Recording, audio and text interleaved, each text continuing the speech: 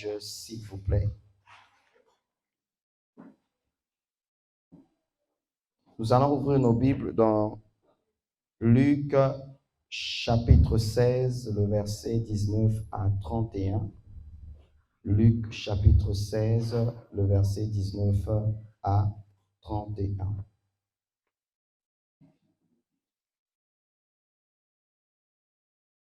Pourra rester au synthé, s'il te plaît. Luc chapitre 16, le verset 19 à 31. La parole de Dieu déclare, il y a un homme riche qui était vêtu de pourpre et de fin lin et qui chaque jour menait joyeuse et brillante vie. Un pauvre nommé Lazare était couché à sa porte couvert d'ulcères et désireuse de se rassasier, des miettes qui tombaient de la table du riche. Et même les chiens venaient encore lécher ses ulcères. Le pauvre mourut et fut porté par les anges dans le sein d'Abraham. Le riche mourut aussi et fut enseveli. Dans le séjour des morts, il leva les yeux et tandis qu'il était en proie au tourment, il vit de loin Abraham et Lazare dans son sein. Il s'écria, « Père Abraham, aie pitié de moi, envoie Lazare pour qu'il trempe le bout de son doigt dans l'eau et me rafraîchisse la langue, car je souffre cruellement dans cette flamme. » Abraham répondit, « Mon enfant, souviens-toi que tu as reçu tes biens pendant ta vie et que Lazare a eu les maux pendant la sienne. Maintenant, il est ici consolé et toi, tu souffres. D'ailleurs, il y a entre nous et vous un grand abîme afin que ceux qui voudraient passer d'ici vers vous et de là vers nous ne puissent le faire. » Le riche dit, « Je te prie donc, Père Abraham, d'envoyer Lazare dans la maison de mon père, car j'ai 5 frères. C'est pour qu'il leur atteste ces choses, afin qu'ils ne viennent pas aussi dans le lieu de tourment. » Abraham répondit, « Ils ont Moïse et les prophètes qui les écoutent. » Et il dit, « Non, Père Abraham, mais si quelqu'un des morts va vers eux, ils se repentiront. » Et Abraham lui dit, « S'ils n'écoutent pas Moïse et les prophètes, ils ne se laisseront pas persuader, même si quelqu'un des morts ressuscitait. » Veuillez vous rasseoir, s'il vous plaît. Je voudrais encore t'inviter à prier encore, parce que c'est un message, c'est un poids, c'est un fardeau que Dieu a mis dans mon cœur ce matin. Demande à Dieu vraiment de te parler et que toute forme de distraction puisse s'éloigner. Est-ce que tu peux encore prier pour la parole que tu vas écouter ce matin? Viens traiter en moi le péché, viens me libérer des ténèbres, viens me purifier par ton sang, car la chair veut m'enlacer et le monde veut me crucifier. Viens me libérer des ténèbres, viens me transformer par ta croix. Viens me racheter, ô Jésus, car la chair veut m'enlacer et le monde veut me crucifier. Mon âme a soif de toi, mon cœur a faim de toi, mon ami. Je suis triste sans toi, je meurs loin de toi, mon ami. Oh, comme un torrent d'eau qui coule de moi, des larmes chaudes jaillissent sur mon visage, comme un torrent d'eau qui coule de moi. Des larmes chaudes jaillissent sur mon visage. Mon âme a soif de toi, mon cœur a faim de toi, mon ami. Oh, je suis triste sans toi, je meurs loin de toi, mon ami. Au travers de ce message, nous te désirons de nous faire grâce. Laisse que ton nom soit béni, élevé, glorifié, au nom de Jésus. Amen. Amen. Je devais normalement continuer ce qu'on a parlé sur le jeudi, car c'est à toi qu'appartient le règne, la puissance et la gloire. C'est de ça que j'allais développer. Mais ce matin, quand je me suis réveillé, le Seigneur m'a mis à cœur un fardeau que je dois partager avec l'Église. J'espère que ce message sera bien enregistré. Donc, j'aurai besoin de toi vers la fin. Ne joue pas. Amen. Le thème de mon message ce matin s'intitule « N'oublie pas l'éternité ». Amen. C'est de ça que j'aimerais vous partager ce matin. N'oublie pas l'éternité. Alors, je vais d'abord commencer par définir qu'est-ce que ça veut dire l'éternité. On entend parler de ça, mais parfois, certains ne connaissent pas la définition du mot éternité. Qu'est-ce que ça veut dire? L'éternité est un monde spirituel, invisible, qui est en dehors du temps. Quand on parle de l'éternité, c'est un monde invisible, spirituel, qui est en dehors du temps. Dans l'éternité, il ne fait ni jour ni nuit. Il n'y a pas de saison, il n'y a pas de soleil, il n'y a pas de pluie. Dans l'éternité, c'est une atmosphère qui ressemble au soir, mais qui ressemble à la journée. Donc, c'est un monde où c'est en dehors du temps. Amen. Vous allez remarquer que quelqu'un peut dormir à 15 heures, se réveiller à 16 heures, mais dans le rêve qu'il a fait, il a comme l'impression qu'il avait passé plusieurs heures. Quelqu'un peut dormir à 15 heures, se réveiller à 20 heures, mais dans le rêve qu'il a fait, c'est comme si ça ne faisait qu'une seule minute. Amen. Pourquoi? Parce que dans l'éternité, il n'y a pas de temps. Amen. C'est pourquoi David a dit, 1 heure dans tes parvis vaut mieux que 1000 ailleurs. Pourquoi? Il y a des gens qui ont atteint la grâce, ils peuvent commencer à prier à 6 heures, il est surpris de voir qu'il est 12 heures, il n'a pas vu le temps passer. Amen. Il est même surpris, comment il est déjà 12 heures. Pourquoi? Parce que quand il est rentré dans la profondeur de la prière, il était dans une autre atmosphère. Donc, dans cette atmosphère, on ne tient pas compte du temps. Amen.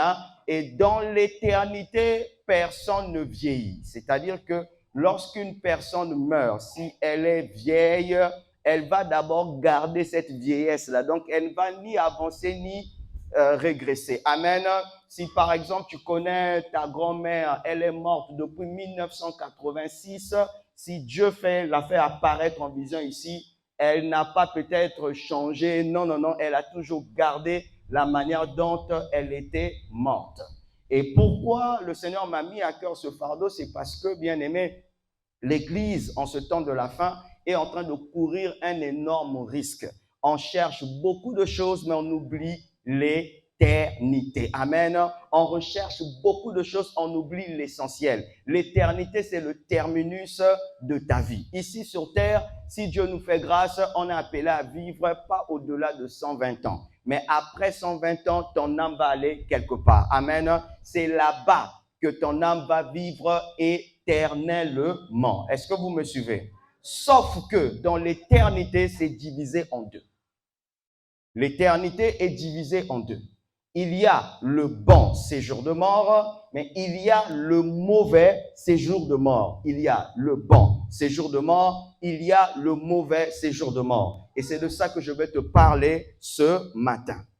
En lisant Luc 16, le verset 19 à 31, on nous parle d'un événement. Jésus utilise cela comme parabole pour parler de l'économe fidèle et le bon usage des richesses.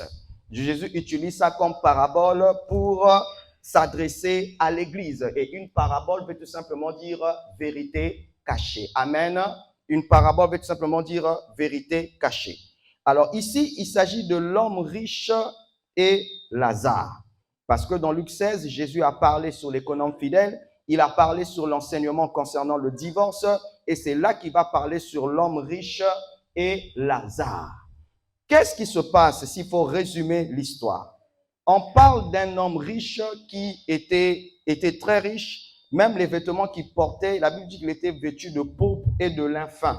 Et les femmes connaissent bien la valeur du lin. Amen. Hein? Je n'ai pas dit lait, j'ai dit lin. Amen. Hein? Donc, les femmes connaissent cette valeur-là. Ça veut dire que cet homme, même ce qu'il portait, c'était quelque chose de très cher. Il avait beaucoup d'argent. Il était dans la richesse. Mais sauf que Lazare, lui, il était un homme qui était très pauvre. Lui, il mangeait les miettes de ce qu'on pouvait lui donner. Mais à notre grande surprise, le riche est mort, Lazare est mort, quelque chose va se passer. Qu'est-ce qui va se passer? Le riche va se retrouver dans le mauvais séjour de mort et le pauvre va se retrouver dans le bon séjour de mort. Et qu'est-ce qui va se passer par rapport à l'histoire? C'est que le riche pouvait voir Lazare de loin. Et il a pu reconnaître même Abraham. Amen. Hein? Parce que d'après la parabole qu'on nous parle, il y a ce qu'on appelle le sein d'Abraham. Amen. Hein? Donc, le bon séjour de mort, on peut l'appeler par le paradis, tout comme le sein d'Abraham. Donc, il a vu de loin Abraham, il dit, j'ai soif.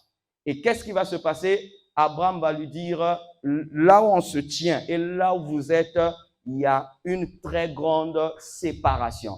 Donc, ceux qui sont là-bas ne peuvent pas venir là où nous sommes et nous qui sommes ici, on ne peut pas venir là où vous êtes. C'était pour nous montrer comment fonctionne le séjour des morts. C'est séparé en deux. Donc, il y a un endroit qu'on appelle le mauvais séjour de mort. Il y a un autre endroit qu'on appelle le bon séjour de mort. Et tout à l'heure, je vais t'expliquer quelles sont les personnes qui se retrouvent dans le mauvais séjour de mort et quelles sont les personnes qui se retrouvent dans le bon séjour de mort. Alors, frères et sœurs, je vais beaucoup plus m'attarder sur l'homme riche et Lazare. La Bible est claire en nous expliquant que cet homme, il avait beaucoup de biens, il était riche, il était bien habillé, mais il y avait quelque chose que le Seigneur nous interpelle concernant l'homme riche. Pourquoi l'homme riche va se retrouver au mauvais séjour de mort alors qu'il avait beaucoup d'argent, il avait beaucoup de biens? Pourquoi un homme riche comme lui va se retrouver au mauvais séjour de mort? Ça, c'est la question que nous allons traiter ce soir. Alors, l'homme riche représente deux catégories de personnes que je vais développer ce matin. L'homme riche représente deux catégories de personnes. Premièrement, il représente la catégorie des hommes que nous appelons des païens. Un païen, ce n'est pas de l'insulte. Un païen, c'est quelqu'un qui ne connaît pas Dieu. Amen. Hein? C'est quelqu'un qui ne connaît pas Dieu. Donc, l'homme riche représente la première catégorie, c'est des personnes qui ne connaissent pas Dieu. Et la deuxième catégorie, c'est des personnes qui ont la connaissance de Dieu, mais qui n'aiment pas Dieu. Amen. Hein? Parlons un peu de la première catégorie de personnes. Je vous ai dit que l'homme riche est quelqu'un qui avait tous les biens. Il avait tout. Et cela nous interpelle en nous parlant sur le type des païens. Des païens qui, leur objectif, c'est tout avoir sur la terre. C'est de paraître, c'est d'avoir le succès, c'est d'avoir des maisons, se marier, être connu de partout. Ce sont des types de païens qui ne connaissent pas ce qui leur attend après la mort. Ils ne connaissent rien. Ce qui leur interpelle, c'est la vie présente. Même quand on lui dit, quelqu'un est mort par accident, quelqu'un est mort par le VIH-Sida, quelqu'un est mort par accident. C'est-à-dire, à un moment donné, il aura peur, mais après, il va reprendre sa vie. Amen. Hein? Il va reprendre sa vie. Mon frère, ma soeur, je ne sais pas si tu es là. Il se peut que tu viens à l'église, mais tu n'es pas né de nouveau. Et vous devez savoir que tout le monde peut venir à l'église. Il y a de ceux qui viennent seulement à l'église pour que Dieu puisse faire quelque chose. Mais au-delà de ça, est-ce que tu connais Jésus? Est-ce que tu es né de nouveau? Est-ce que tu as une relation avec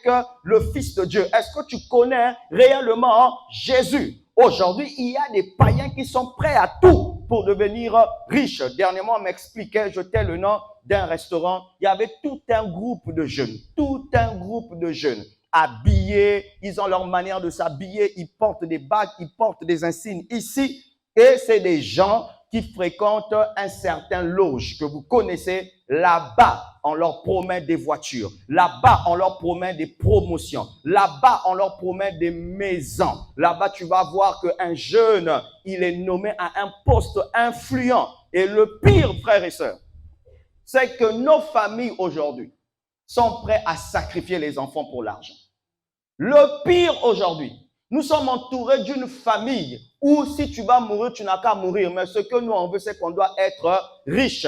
Ce n'est plus la génération de ces familles-là à l'époque où quand l'enfant dit « Maman, j'ai eu l'argent, j'ai eu l'emploi, j'ai eu la promotion », la maman est d'abord interpellée « Comment tu as fait pour avoir ce travail ?» Mais aujourd'hui, on s'en fout. Aujourd'hui, quand quelqu'un dit « J'ai un salaire, j'ai une promotion, je gagne bien ma vie », toute la famille va faire la fête. Ils s'en foutent. Si tu es parti vendre ton âme, si tu vas mourir, ils s'en foutent. Eux, ce qu'ils veulent, c'est que tu as au moins réussi. Alors qu'ils oublient que l'âme d'une personne a plus de valeur que l'argent. Ils oublient ça, mon frère, ma soeur. Et qu'est-ce qui se passe aujourd'hui, frères et sœurs? Pour ceux qui travaillent dans certaines entreprises, il est impossible, je dirais même difficile, d'atteindre un niveau de promotion, un niveau où tu dois occuper un poste influent si tu ne signes pas. À moins que Dieu soit avec toi, que tu sois nommé à un poste influent, Dieu t'accompagne. Mais de nos jours, frères et sœurs, si tu veux atteindre une certaine promotion, on te demande de signer. Et ce qui est bizarre, ce qui est mauvais, c'est qu'ils vont pas te dire toute la vérité. Le problème, quand tu signes, ça ne va pas durer longtemps. On a vu des gens vendre leur âme, mais leurs amis encore dehors. Il a vendu son âme, il est pauvre. Il a vendu son âme, il a tout perdu. C'est là où tu vas voir une autorité, il était influent autrement, mais autrefois, le jour où il perd cette influence-là, il devient comme toi et moi. Mais entre-temps, il avait déjà signé. Là, tu vas voir, la personne redevient pauvre. Mais dans la famille, il n'y a que des veillées, parce qu'il avait déjà signé. Mon frère, ma soeur, je ne sais pas si tu es né de nouveau, mais écoute très bien ceci. Tu as beau rechercher les choses de la terre, tu as beau rechercher l'argent, les villas, tout ça, tu n'es pas différent de cet homme riche. C'est que tu oublies après ça, quand tu vas mourir, où iras-tu? Bien-aimé, on doit se dire la vérité. Même les choses que nous voulons avoir après ta mort, tu ne vas pas partir avec. Ça va rester. Quelqu'un d'autre va occuper ça. Donc, la voiture que tu as achetée à 60 millions, 45 millions, dès que tu meurs, quelqu'un d'autre va utiliser. La maison que tu as construite, tu as souffert pour ça. Dès que tu meurs, quelqu'un d'autre va le faire. Et encore, toujours nos familles d'aujourd'hui, même quand tu es marié, après la mort, on met même ta femme dehors. On dit ça, c'est pour nous. Tu dis, je vais aller prendre l'huissier, je vais appeler l'avocat, on dit, mais que est-ce que vous me suivez? C'est pour autant dire, frères et sœurs, beaucoup de gens aujourd'hui sont à la recherche de la gloire, sont à la recherche de la richesse. Tu vas voir quelqu'un vendre son âme, tu vas voir quelqu'un corrompre son âme. Et le pire encore aujourd'hui, frères et sœurs, c'est qu'il y a un langage qu'on appelle opération double SIM. Ici, c'est pas connu, mais à Brazzaville, c'est connu. Opération double SIM veut dire quoi? Tu vois un homme qui sort avec un homme pour avoir une voiture. Il sort avec un homme pour avoir une RAV4. Il sort avec un homme pour avoir un salaire de 350 000 par mois. Quelle abomination. Il doit sortir avec un homme. Tu vas voir aujourd'hui même certains influents de l'Ouest africain, bien aimés, comment est-ce qu'ils jouent avec des femmes qui sont sensibles, fragiles, qui sont à la recherche de la gloire, à la recherche de l'argent. Mais tout ça, tu as beau avoir. Après ta mort, où iras-tu? Tu iras où? Dans le bon séjour de mort ou dans le mauvais séjour de mort? Est-ce que vous me suivez? Mais là où je vais beaucoup plus insister, c'est sur la deuxième catégorie de l'homme riche. C'est le type de chrétien qui connaissent Dieu, mais il n'aime pas le Dieu qu'il sert. C'est le type de chrétien, il connaît la Bible, mais il s'en fout, il n'aime pas appliquer la Bible. Quand il vient à l'église, c'est pour que Dieu puisse le bénir, un point, un trait. Mais quand Dieu dit, arrête le péché, arrête l'impudicité, arrête de sortir avec les maris d'autrui, arrête de faire avorter les filles d'autrui, lui, c'est pas son problème. Lui, tout ce qu'il veut, c'est la bénédiction. Ce sont des types de chrétiens qui ne supportent pas de tels messages que je prêche. Eux, ils aiment des messages quand on dit Dieu va te bénir, Dieu va t'élever, Dieu va faire ceci. Là, ils aiment ça. Ils viennent même donner les offrandes. Tu vas voir jusqu'à la fin de ce message, personne ne viendra donner l'offrande ici. Pourquoi? Le message a été zapango. Je vais prêcher ça aujourd'hui au nom de Jésus. Est-ce que tu me suis? Pourquoi? C'est des gens qui disent aimer Dieu, mais n'aiment pas Dieu. Ils aiment seulement ce que Dieu donne. Je te pose la question, si tu étais Abraham, pendant 25 ans, tu attends un enfant, l'enfant ne vient pas. Vas-tu aimer Dieu ou bien tu vas abandonner la foi? Parce que ces genres de chrétiens, c'est des gens, quand Dieu ne bénit pas, ils ne prient pas. Quand Dieu n'agit pas, ils ne prient pas. Quand Dieu n'a pas donné ce qu'il veut, ils ne prient pas.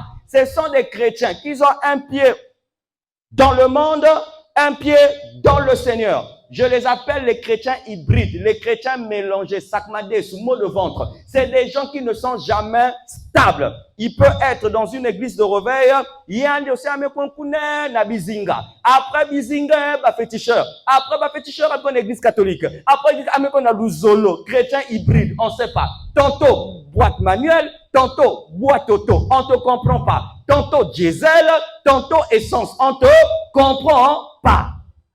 Tu entends tout. Mais tu n'as pas la base. Tu n'aimes pas Dieu. Je vous dis la vérité. De nos jours, il y a beaucoup de chrétiens qui n'aiment plus Jésus. Ils aiment quand Dieu bénit, quand Dieu agit, quand Dieu se glorifie. Mais quand Dieu dit, pour l'instant, je te bénis pas, il ne prie plus. Tu vois la personne rester à la maison, front fermé. N'importe une église, on sambil ven encore, on tali qui n'sam que salmon.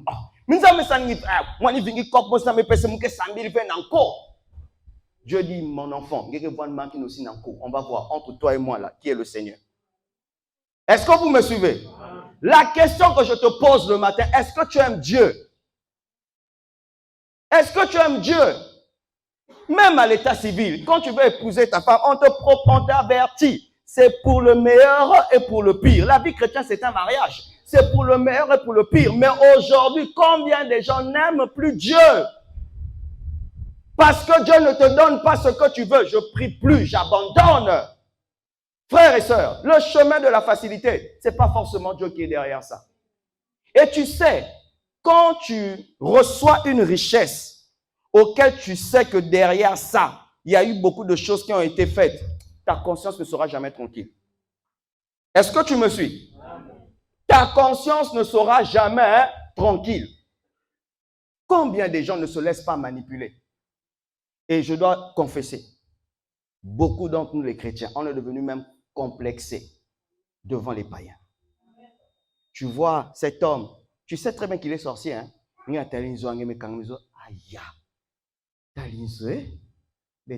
Vraiment, ils ont ma baille.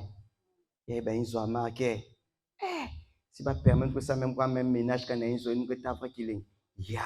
Et quand tu le vois rouler avec une belle voiture, tu es même complexé. Même quand là le Seigneur même te dit annonce-lui l'évangile, tu dis la voiture qui toque marqué. Pourquoi? On est devenu complexé. Donc, c'est-à-dire frères et sœurs, regardez un peu. Les païens nous envient, mais nous on envie aussi les païens. Ça veut tout simplement dire que nous en venant à Jésus, on est venu pour la richesse, on n'est pas venu pour la vie éternelle. Est-ce que vous me suivez?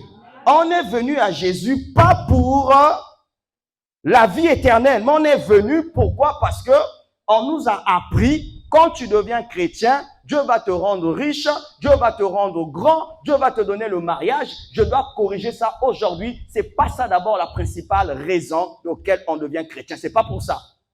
Parce que même quand Jésus était venu, il y avait des belles maisons à Jérusalem. Quand Jésus était venu, il y avait déjà des hommes riches. Quand Jésus était venu, il y avait des hommes qui se mariaient. Donc, l'arrivée de Jésus n'est pas ça. Le fait que Jésus soit mort et ressuscité, c'est pas d'abord pour ces choses-là. C'est d'abord le salut de ton âme. Car le salut de ton âme, ça ne s'achète pas avec l'argent.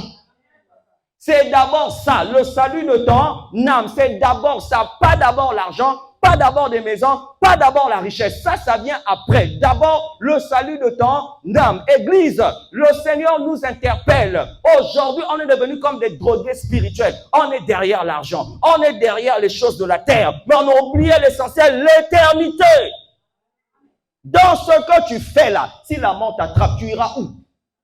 On a beau prendre les fleurs, on met sur ta tombe, repose en paix. Ça, c'est ce qu'on appelle de la diplomatie.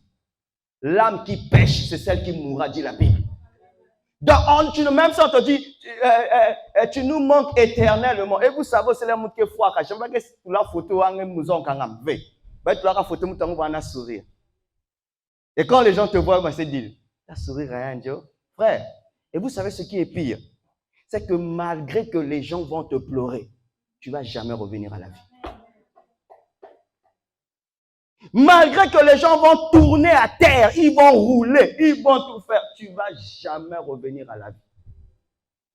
Alors la question que je dis à l'église ce matin, pendant que tu es derrière ces choses-là, est-ce que tu oublies que ton âme ira quelque part?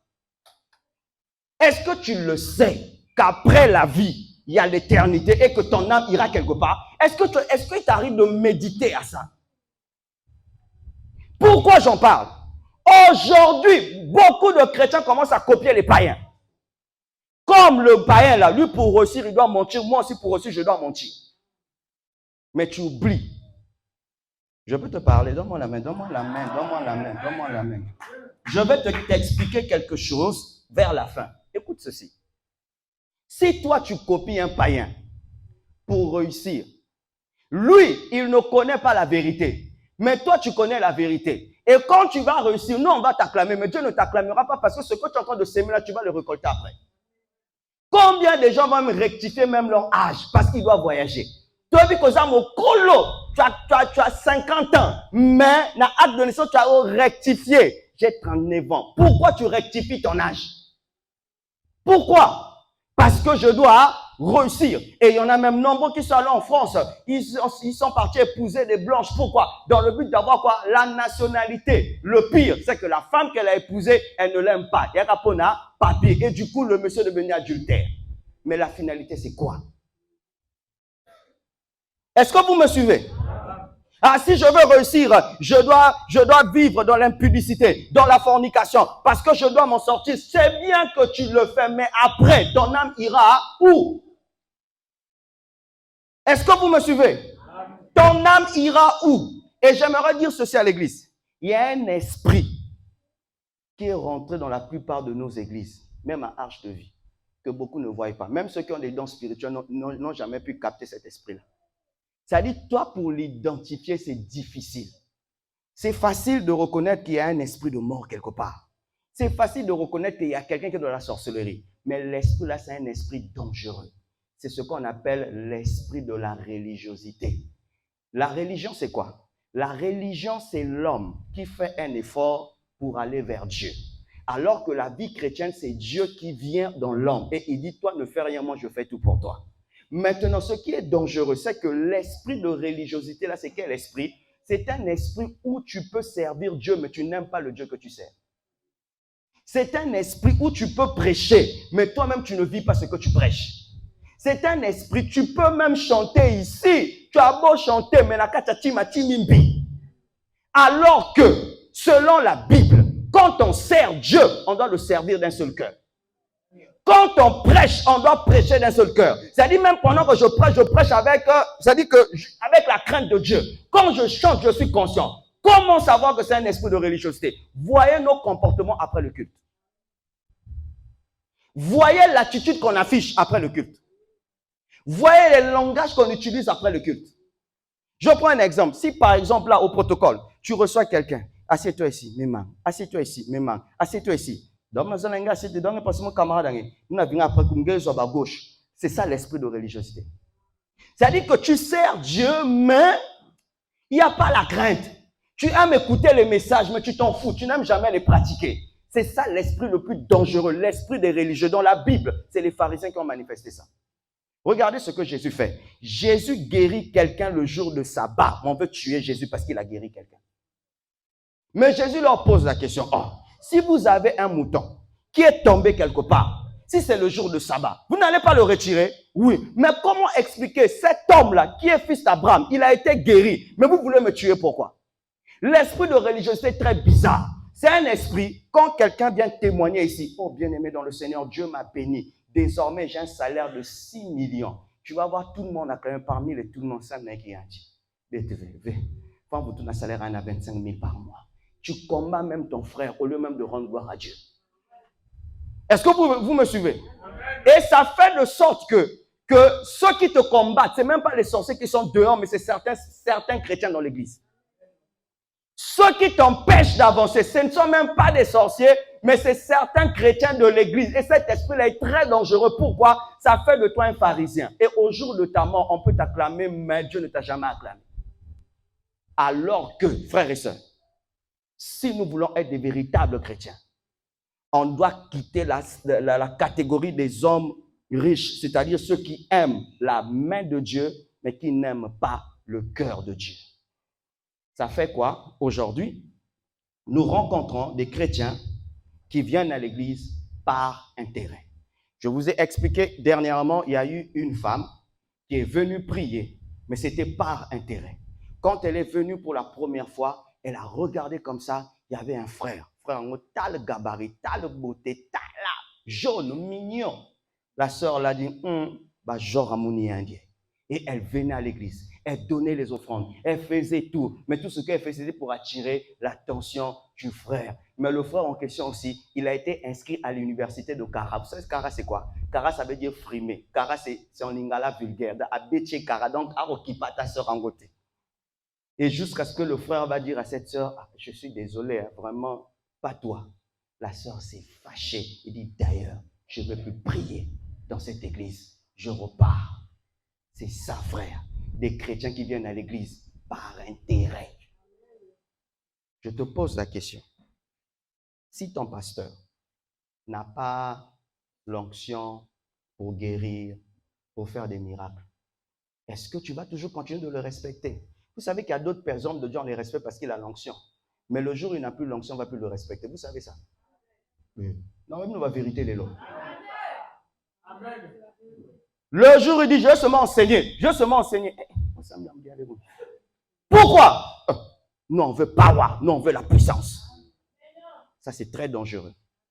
Les hommes de Dieu les plus heureux, c'est ceux-là, c'est cet homme de Dieu qu'on aime, qu'il ait l'onction ou pas. On le respecte, on l'aime. Est-ce que vous me suivez? Alors, j'aimerais t'expliquer quelque chose. Lesquelles sont les catégories des gens qui se retrouvent au mauvais séjour de mort? Quelles sont les catégories des gens qui se retrouvent au bon séjour de mort? Est-ce que je peux parler? Donc, si après le culte, au Kaina colère, moi je suis venu seulement prêcher. Donne-moi l'amen. Allons dans 1 Corinthiens chapitre 6, le verset 9. 1 Corinthiens 6, le verset 9.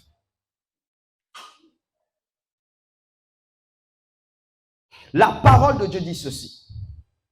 Ne savez-vous pas, donc je veux prendre le verset 9 et 10, que les injustes n'hériteront point le royaume de Dieu? Ne vous y trompez pas, ni les débauchés, ni les idolâtres, ni les adultères, ni les efféminés, ni les homosexuels, ni les voleurs, ni les cupides, ni les ivrognes, ni les outrageux, ni les ravisseurs n'hériteront le royaume de Dieu. Alors, bien-aimés, quelles sont les catégories des personnes qui ne vont pas y rentrer? 1. Les débauchés. Ceux qui mènent une vie de débauche. C'est-à-dire, tu es chrétien, mais tu vis comme un païen.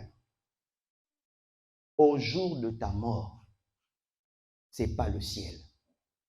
C'est le mauvais séjour de mort. Tu es pour toi chrétien. Nous tous on sait que tu es chrétien, mais la vie que tu mènes, on dirait un païen. Bien-aimé, si je ne te dis pas ça, tu risques de croire que ce que tu fais est bien, alors que tu dois connaître la vérité. Deuxièmement, ni les idolâtres. Frères et sœurs, au début de ma foi, quand on parlait de l'idolâtrie, moi je me disais, c'est seulement ceux qui vont adorer les statuettes. Mais il y a plus que ça, frère. Aujourd'hui, il y a un niveau d'idolâtrie qui peut même faire que tu vas en enfer. Je peux te dire la vérité. Aimer l'œuvre de Dieu plus que Jésus, c'est de l'idolâtrie. Il y a des gens qui aiment le ministère plus que Jésus. Comment le savoir? Il faut voir dans ces temps de prière. Il est prêt à jeûner et prier pour la croissance de l'Église. que Dieu puisse bénir l'église, que Dieu lui donne l'onction. Mais lui-même, il n'aime pas Dieu. Il ne veut pas changer, il ne veut pas aller au ciel. Lui, il est prêt à tout pour le ministère. Il n'est pas prêt à tout pour le salut de son âme. Ça, c'est de l'idolâtrie. Deuxièmement, un autre niveau d'idolâtrie, c'est une femme qui aime son mari plus que Jésus. C'est de l'idolâtrie. Ah, je dois vous dire la vérité. Si tu aimes ton mari plus que Jésus, c'est de l'idolâtrie. Mauvaise nouvelle. Le jour où cet homme meurt, toi aussi tu risques de mourir. Tu ne tiendras pas. Parce que tu as pris toute ta foi, tu as posé ça auprès de ton mari. Aimer sa femme plus que Jésus, c'est de l'idolâtrie. Frères et sœurs, je le dis avec beaucoup de douleur dans mon cœur. Je connais quelqu'un. Le ministère a eu un coup parce que dans ses prédications, il aimait beaucoup parler de sa femme. Il aimait beaucoup élever sa femme. Dieu lui a démontré, quand tu prêches, ce n'est pas ta femme qui a sauvé les gens, c'est moi qui ai sauvé les gens. Son ministère a eu un coup. Il y a de ceux qui aiment leurs enfants plus que Jésus. C'est de l'idolâtrie. L'idolâtrie, en fait, c'est quoi? C'est quelqu'un ou quelque chose que tu aimes plus que Dieu. Alors qu'il est écrit, tu n'auras pas d'autre Dieu devant ma face. Il y a des gens qui aiment l'argent plus que Jésus. Plus que Jésus. Comment le savoir? Si on peut te corrompre. Frère, vous savez, dans le milieu des hommes de Dieu, il y a beaucoup de choses qui se passent. Bien aimé. Il y a quelqu'un qui m'a expliqué un jour, il y avait un jeune homme, un monsieur qui aimait une femme. La femme là, caprice. Le gars dit, Amouza façon que soit quelqu'un, Amouza ta prophète. Le mouzol quelqu'un, mais salka façon que ça là. Un péciambo. Le prophète. Dieu m'a dit. Cet homme, c'est l'homme de ta vie. Il faut m'appeler ça un prophète. Bon, bien aimé, je vous dis la vérité. Dire que c'est Dieu qui t'a dit, alors que ce n'est pas Dieu, le jugement qui va tomber sur ta vie, tu n'as aucune idée. C'est-à-dire, même quand le jugement va arriver, tu vas chercher de gauche à droite. Est-ce que ce n'est pas un sorcier ou pas? Ce n'est pas un sorcier. C'est pourquoi même moi qui vous parle, c'est dans les rares cas que je me tiens ici pour dire, Dieu me dit. Je dois dire, je vois, je pressens. Là, au moins, c'est bon. Mais quand tu dis, Dieu t'a dit et que ce n'est pas Dieu, Dieu va te frapper. Un soir, quand il dit Kamari, comme il dit, comme les prophètes maisons, ça dit à façon. La suite de l'épisode, je ne sais pas. Est-ce que vous me suivez? Frères et sœurs, c'est important. Aimer quelqu'un ou quelque chose plus que Dieu, c'est très dangereux. Frères et sœurs, est-ce que tu aimes l'argent là? Si on prend Jésus, on prend l'argent, tu choisis qui ou tu choisis quoi? Ne réponds pas par la bouche, réponds seulement dans ton cœur. Il y a senti quoi c'est dans ça? Il y a quelqu'un ici, si on te propose un emploi, on te dit même les dimanches, il y a que problème avec la pasteur. Pasteur, moi, je suis gym, mais moi, je travaille les dimanches. Donne-moi l'amen. L'argent représente quoi? Est-ce que l'argent est ton maître ou ton serviteur?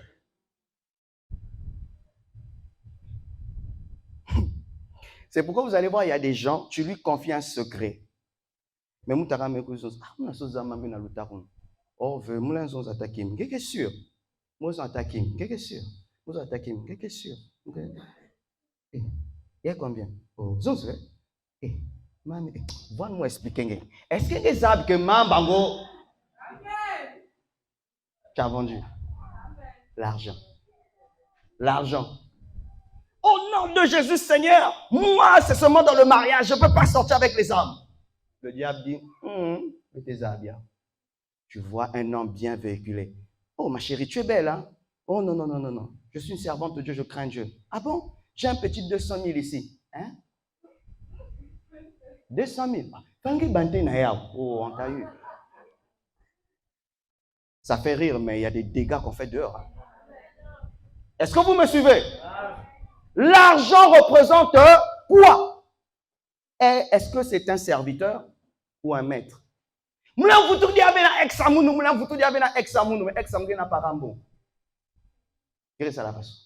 Est-ce que tu vas accepter de manger du riz blanc matin, midi, soir, pendant 5 jours avec de l'eau, du sucre? Tu peux le faire? Est-ce que tu peux?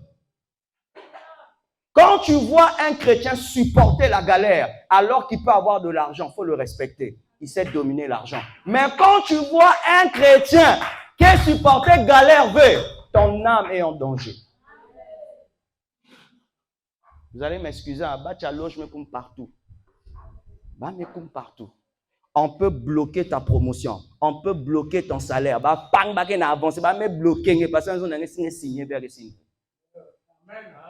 Frères et sœurs, c'est le monde auquel on est.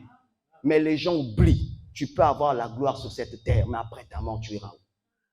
Maintenant, écoutez ceci. Je vais maintenant vous parler de comment ça se passe quand quelqu'un meurt. Vous voyez, quand quelqu'un est à l'hôpital, ça dit que quand tu es à l'hôpital, parce que tu sais, quand quelqu'un est sur le point de quitter la terre, il le sait. Est-ce que vous savez ça? Il y a d'autres, la majorité savent, mais d'autres parfois ils sont surpris. Mais un véritable chrétien, quand il sait qu'il est sur le point de mourir, je peux prendre le cas de mon défunt neveu, lorsqu'il était sur le point de mourir, il a vu, d'après le témoignage d'un intercesseur qui avait reçu la vision, il avait vu le ciel s'ouvrir, il y a eu un ange qui est descendu, l'ange lui a posé la question en lui disant, veux-tu partir ou rester? Qu'est-ce qu'il a fait? Pendant que les intercesseurs prient, il a regardé les intercesseurs, il a regardé sa maman parce qu'il était tombé gravement malade. On lui donnait la nourriture par tuyau. Tout se passait par tuyau, les sels par tuyau. Et il a regardé sa maman, il a répondu à l'ange, je préfère partir. Et quand il a regardé sa maman, il a souri, il a fermé les yeux. Là, on sait que quelqu'un est allé au ciel. Mais quelqu'un qui meurt avec une conscience chargée, quand il meurt, il y a des larmes qui coulent de la faim. Quelqu'un qui meurt alors qu'il n'était pas prêt, souvent quand il meurt, vous allez constater, il a fait soit les selles, les besoins dans son vêtement. Est-ce que vous me suivez? Parce qu'il vient de voir une image qui est affreuse. Quand tu crains Dieu, au jour de ta mort, un ange viendra te chercher. Mais quand tu ne crains pas Dieu au jour de ta mort, c'est un démon qui viendra te chercher. Et le problème, c'est que ces esprits-là, les démons, quand ils viennent te chercher, l'image que tu vas voir va t'effrayer. C'est quoi tu vas voir papa mouké na foi ka ame fungul mesu.